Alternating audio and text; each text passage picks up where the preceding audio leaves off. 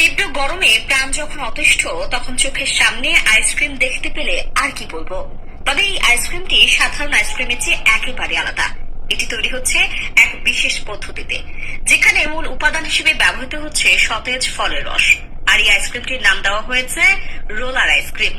Ice cream খেতে আমরা সবাই কম বেশি ভালোবাসি, কিন্তু এই রোলার আইসক্রিম স্বাদে এবং গন্ধে একেবারে ভিন্ন। এটি শুধু সুস্বাদু নয়, দেখতেও বেশ আকর্ষণীয়। আর তাই শুধু খেতে নয়, এই রোলার আইসক্রিম তৈরি হওয়ার প্রক্রিয়াটি দেখতে অনেকেই আসেন।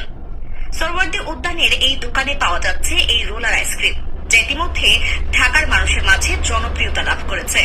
এর মধ্যে সবচেয়ে জনপ্রিয় ফ্লেভারগুলোর মধ্যে রয়েছে মিক্সড ফ্রুট, কমলা, আপেল, আনারস, কলা, ড্রাগন ফল এবং পেঁপে।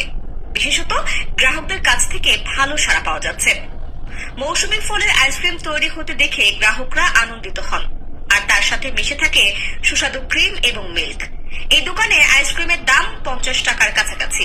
তবে দাম আইসক্রিমের ধরন অনুযায়ী কিছুটা পরিবর্তিত হতে পারে। বছরের অন্যান্য সময়ে আইসক্রিমের চাহিদা তেমন ছিল না, তবে গরম পড়তেই রোলার আইসক্রিমের চাহিদা ব্যাপকভাবে বেড়ে গেছে।